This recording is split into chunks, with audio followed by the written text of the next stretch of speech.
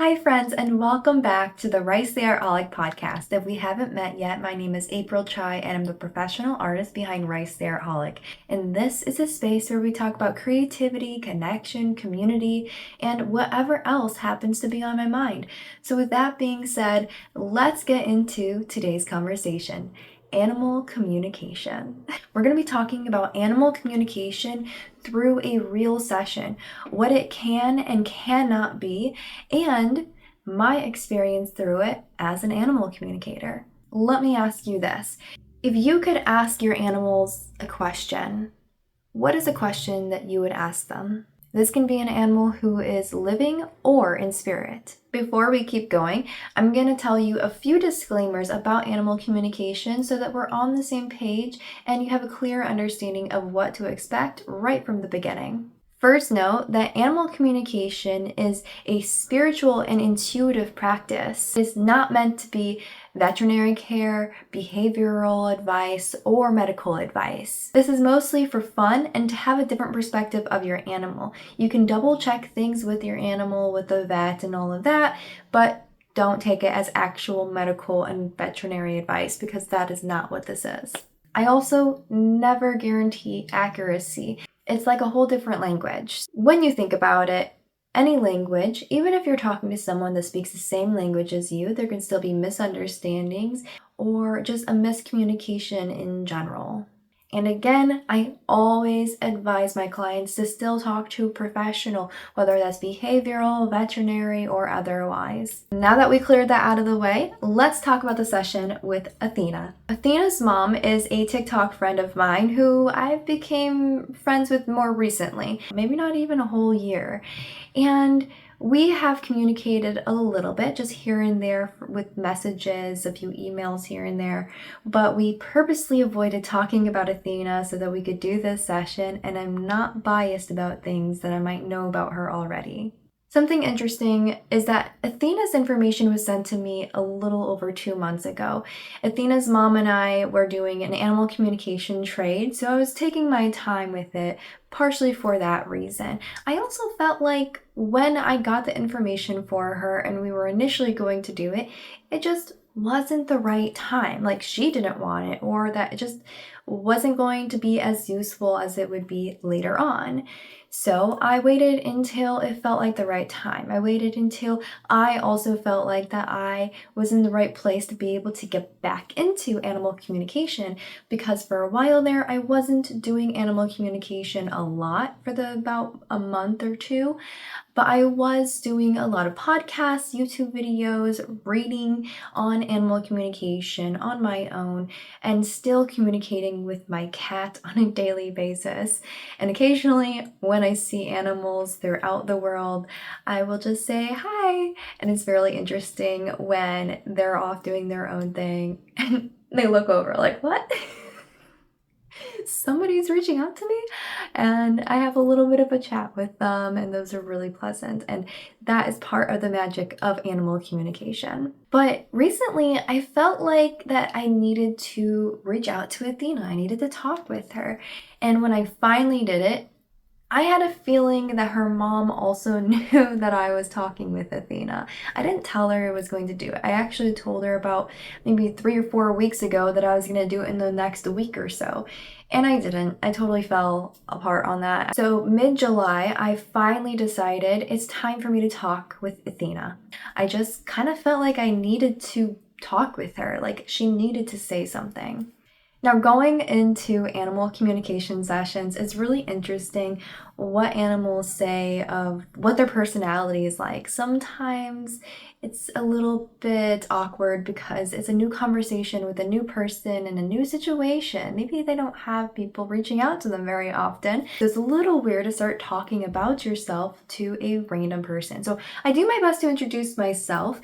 And when I asked her who she is, she gave me right away a lot of signals of things that were going on with her body, but I addressed those and we moved past to see who she is. And she said she's sassy, strong, and she is convinced that she's the one in charge, which her mom said that she's probably not the one in charge, But she understands where that's coming from since she is the OG. And it did seem like that she had like more sway. Maybe not in charge, but she does think of herself that way at least. Like she does have the bigger opinions. When I was asking her her essence, who she is, she said that she's a warrior in a past life, but a teacher in this life. When she said that, I was just typing away and I was like, oh, okay, cool. Okay, that makes sense. Okay, yep, all right. Like hunter, cat, whatever. But her mom made a good point of her name is Athena. Athena is the goddess of wisdom and war. And her mom told me such an adorable story about how she was named Athena in the first place. And I wanted to share it with you because I felt like that was also a validation for this is who you are talking to, because I was not thinking about that. When Athena was found and her mom brought her home, she willingly went home. She willingly went into the car and followed her all the way there. So her mom was like, I guess it's meant to be. But as soon as she went into the house, she immediately hid away. She didn't go out at all. And her mom was talking to her soothingly, calling her different names to see if a different name would make her come out. And she said, Athena. And she came out. So she picked her own name.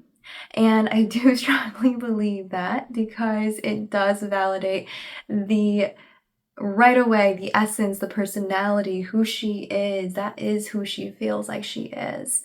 And so I did say that immediately I felt some pains and sensations when I started talking with her. Immediately she's like, weak arms, sore back, stomach hurts, and just going through life with a body that's just kind of always in pain and discomfort. She was also showing me some really, really strong pains on the right side of my stomach when she was sending me like some stress and anxiety signals. So I was feeling really stressed and anxious, and it really messed up my stomach. Her mom did say that she tried to do Reiki without actually asking Athena in the first place, so oops, she knows now not to do that, but it seemed to have startled her, and she acted a little weird, hid away and everything, but when she did the Reiki, she could feel that pain and discomfort in her stomach, and she was very taken aback by it and confused and thought that she did something wrong. So this was probably a little bit of validation that it wasn't necessarily maybe her, she was just startled, and that it was just a reaction because that is what happens to her body normally when she does get overwhelmed, stressed out, or anxious. So then at the end of the session, after I asked some pretty basic questions about where they're living, who they are, some things that help you to validate, is this the right animal? Is she talking to the right soul in the first place? Then I go and ask the questions that you have for your animal. I don't look at those questions until that point. It helps keep things a lot less biased.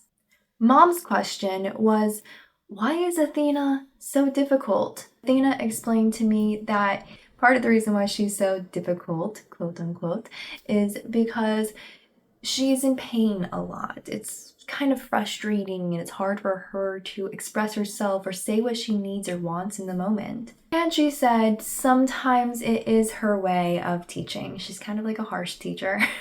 Remember at the very beginning of the communication when I said Athena's mom knew that I was talking with Athena? Well, she responded right away before even listening to the audio and let me know I knew that you were talking with her. And she also let me know exactly when it was at the time that I was communicating with her. She said Athena was like yelling at her, at least that's what she calls it because it kind of sounds like yelling, I'm sure. Similar probably to how my boy sounds. And when she went to go pet her, she thought of me and me doing the reading. And there was a point when I was doing the reading, it was very early in it, and I thought of her mom. And my strongest sense is a sense of knowing. It's hard to explain a sense of knowing. And I just knew that she knew. And in that moment, I was just like, oh, she's aware. That's it.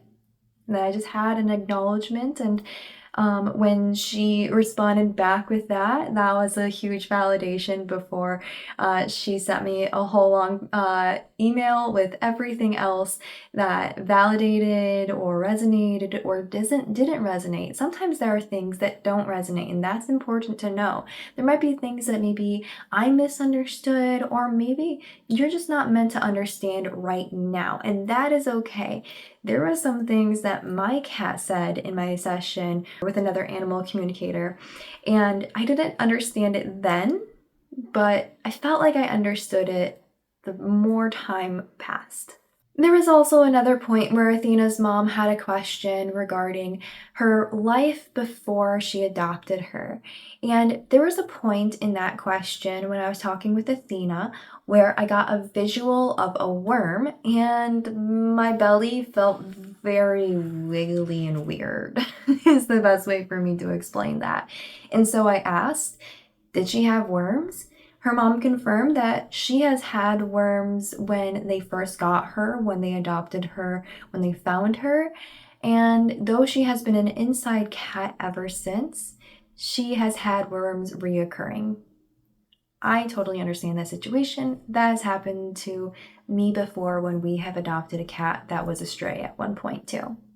But it was very interesting and honestly kind of gross that I felt the worm, but also very cool to understand that that's what it was. Moving on. There was another question that mom asked, and I want to just read off the question word for word because it made me laugh, but also it kind of made Athena laugh. She's like, yeah, I do that. Mom asked, what is she wanting when she's begging for attention? I give her 3 pets in, and then she bites. So Athena said sometimes she wants to play, not so much pets. Like, it doesn't seem like pets are really that rewarding for her. She even said in her past life before she was adopted that pets as a reward for food was not worth it, but she would accept it sometimes to be fed. Moving back to the wanting attention and then bite, Athena said that mom's reaction is a love response, to immediately just give her pets and love. But Athena wants her to listen more. She wants her to trust her instinct more. And she wants mom to get out of her head. And Athena's mom said that makes so much sense, that she has been in her head and that there is a lot of times where she doesn't really communicate with Athena as much as she feels like she should.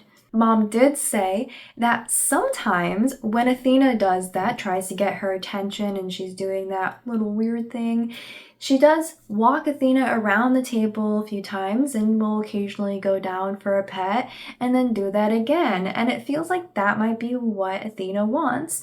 And thinking about that, I do think that makes sense because Athena wants mom to get out of her head, to listen, to kind of be in the present moment and walking around the table, then taking a moment to then just connect briefly, but not focusing on that connection and then just going back around. That's a repetitive motion that can also help you get into more meditative state.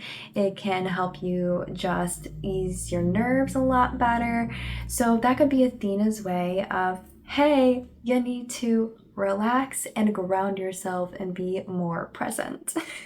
So that was a little bit about Athena's story and her session. So what is animal communication anyways?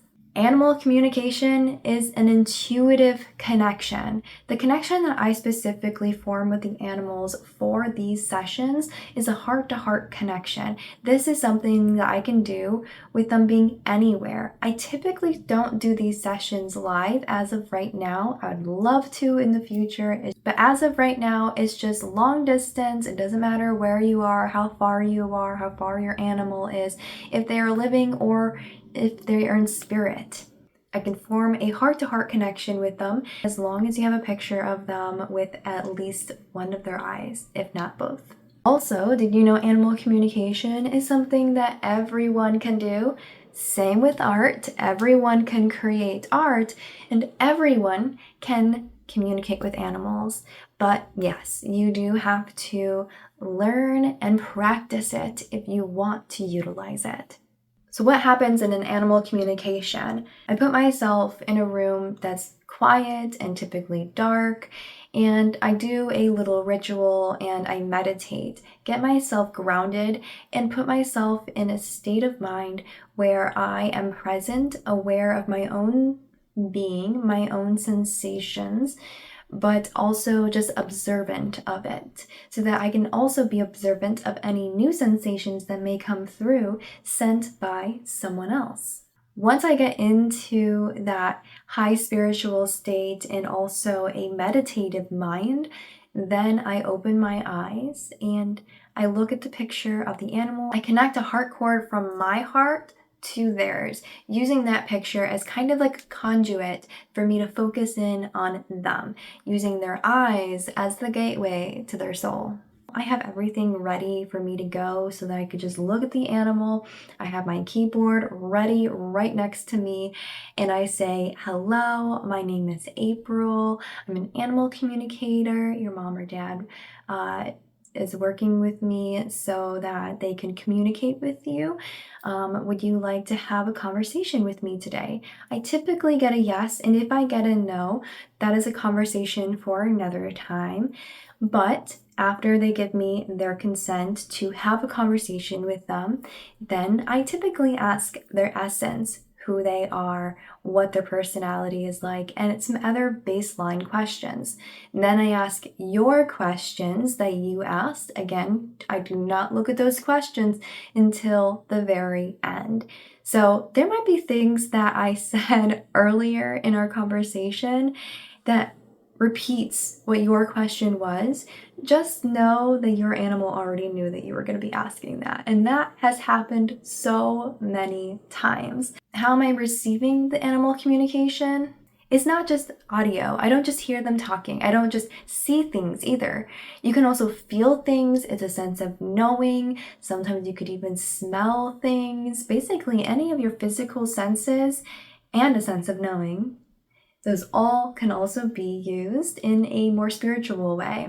And I can feel things on my body, like feel pains and stuff like that. When I feel pain, if I feel pain in like my shoulder, I can feel how intense that pain is. Is it lingering? Is it sharp? How does it feel? And I report what that feels like to you, and you can let me know whether or not that resonates. What's really interesting about animal communication is you can have a group of animal communicators and multiple people can get things that are very similar, but we pick it up in different ways. The animal can be mostly communicating audibly, but also send visuals and other things to different people who might be a little bit more visual or might be a little bit more on the knowing side. And if you have a picture or two of their body as well, like a picture with their face and their body, that can also be helpful if we have any questions about their body. During the session, I have my iPad in front of me and I am taking notes. I did start out with writing, and I would write out everything that I would say, everything that they would say, and I realized that it hurt my hand too much. It made it not as possible for me to do animal communication because all of the writing. And it also made me slow down so much more than typing does. When I type, I can also go on autopilot, and it just kind of happens. Whereas with writing, I think about it a little too much. Then after I ask my questions, I ask your questions that you had for your animal. I typically like to ask them the last question: do you have any advice or messages you would like to give your human or humans? And they typically will say if they have anything, any advice or anything that they would like to give. But then I ask the animal if they would like to receive healing and loving energy from me.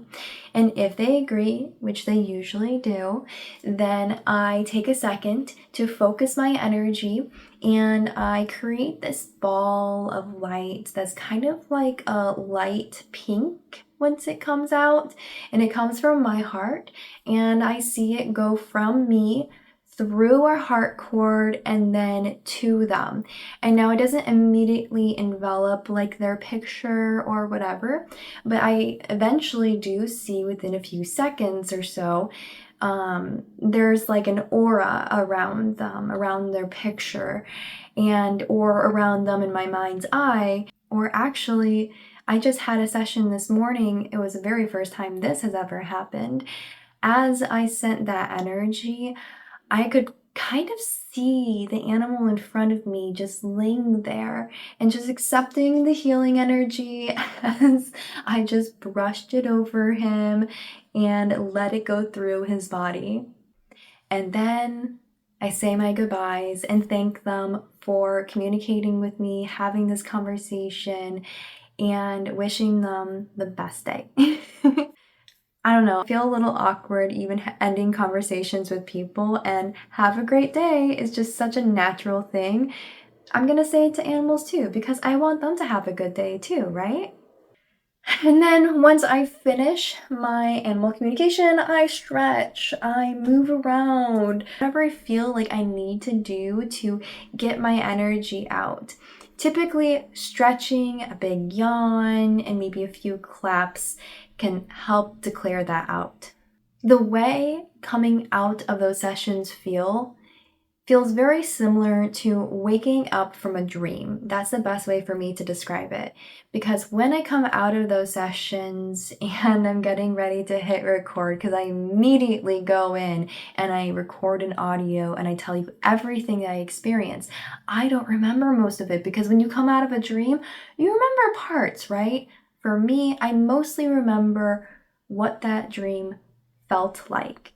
So as I'm going through my notes, I can tell you remembrance of what things felt like. But if I didn't have my notes in front of me and I were to just turn around and tell you, this is what they said, I probably wouldn't be able to have that conversation because I don't remember most of it. But that's why these notes are extremely important. The other thing that is extremely important and helpful for me is the owner's feedback. When they can come back and tell me, this resonated, this makes sense, I love this because absolutely that makes sense too, that is extremely helpful for me to be able to grow and know what I'm doing right. So with animal communication, will the animal communicator know everything about my animal? No, we will not know everything about your animal. When we think about this and we're having a conversation with a person, and it's the first conversation we're having, it's the first time we get to know them, do we get to know everything about them? No, probably not. And they're probably not going to know everything that they need to say in that moment either. Kind of same goes for animal communication. It's also important to remember that animals don't necessarily share everything. People get so worried. They're like, oh my gosh, they're gonna spill everything about me, about my life. But with that being said, just know that I am not going to judge you because of something that your animal said. And there's sometimes things that your animal will say that it's not that I'm judging you, it's that I feel bad to put it in there. I feel too blunt. But animals are blunt. They're not mean typically, but they are very, this is the way it is. Take it or leave it. Which honestly, I kind of respect that about animals. Another reason why animal communicators do not know everything is we receive things typically symbolically. Sometimes we will receive things audibly, we will hear things, or we will see things. But even if you see things, it can still be misunderstood. One thing people like to do very often is test their animal communicator and use like a code word with their animal. They'll tell their animal beforehand, say, hey, make sure you say this word, make sure you mention this thing.